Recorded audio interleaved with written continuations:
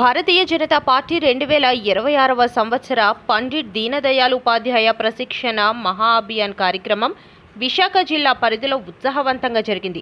Party నియోజకవర్గ incharge Anakapalli జిల్లా కార్యదర్శి గొర్ల రామునాయుడు సారథ్యాన 2 రోజుల పాటు కొనసాగిన ఈ తరగతులు పెందుర్తి మండలం గౌరీ కళ్యాణ మండపంలో జరిగాయి. శిక్షణ శిబిరం ముగింపు సందర్భంగా ఏర్పాటు చేసిన మీడియా సమావేశంలో కార్యక్రమ నిర్వాహకుడు పార్టీ నేత గొర్ల రామునాయుడు మాట్లాడుతూ బడుగు బలహీన వర్గాల అభ్యున్నతికై కేంద్ర ప్రభుత్వం అమలు చేస్తున్న సంక్షేమ పథకాలను వివరించారు. ఎంతో ఉన్నత ఆశయాలతో ప్రధాని తీసుకువస్తున్న ఈ పథకాలను అర్హుడైన ప్రతి లబ్ధిదారునికి అందేలా కార్యకర్తలు పనిచేయాలని పిలుపునిచ్చారు. కార్యక్రమంలో విశాఖ అనకాపల్లి మహిళా మోర్చా అధ్యక్షురాలు నాదెళ్ల జ్యోతి, ఓరుగంటి నాగమణి తదితరులు మాట్లాడుతూ ఉజ్వల దీపం, విద్యా దీవెన, పెన్షన్ పథకం తదితర అంశాల గురించి వివరించారు. అనంతరం కార్యక్రమానికి హాజరైన అతిథులు వివిధ రంగాల్లో సేవలందించిన పలువురిని ఘనంగా సత్కరించారు. కార్యక్రమంలో స్థానిక బీజేపీ నాయకులు కంచిపాటి వెంకట సన్యాసిరావు, ఎర్ర అచ్చెన్నాయుడు, జగన్నాథరావు, మన్యం దేముడు, వెంకటరమణ, ముదపాక శివ, రమణ, బాలసుబ్రహ్మణ్యం తదితరులు పాల్గొన్నారు.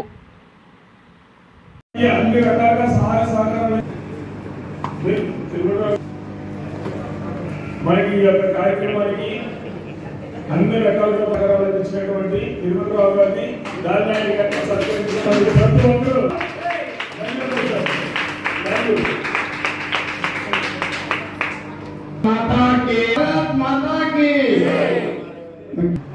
ఇక్కడ సన్మానం కాదండి గొప్పదనం.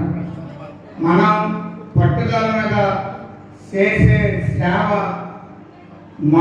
మేమంటూ ఉన్నాము అని గుర్తించి పెట్టుకునేటువంటి మన గొర్రె రామనాయుడు స్వామి గారికి మా హృదయపూర్వక ధన్యవాదాలండి.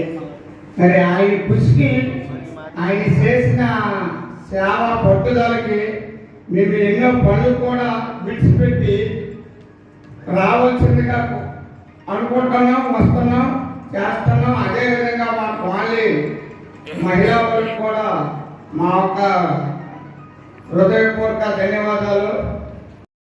మన పార్టీ కాబట్టి మన పార్టీకి అందరూ కూడా మోడీ గారు అంటే అభిమానం చూపించే ఆడవాళ్ళు కానీ పిల్లలు కానీ చాలా మంది ఉన్నారు. వాళ్ళందరూ కూడా ఆడవాళ్ళు దీనికి మన పార్టీకి వస్తే ఇంకా చాలా బాగుంటుందని చెప్పేసి మేము భావిస్తున్నాము. అలా కూడా మీరందరూ కూడా ఇక్కడికి వచ్చిన వాళ్ళందరూ కూడా ఆ దిశగా ప్రయత్నం చేస్తారని చెప్పేసి ఆశపడుతున్నామండి. ఇప్పుడు వారికి సన్మానం చేసి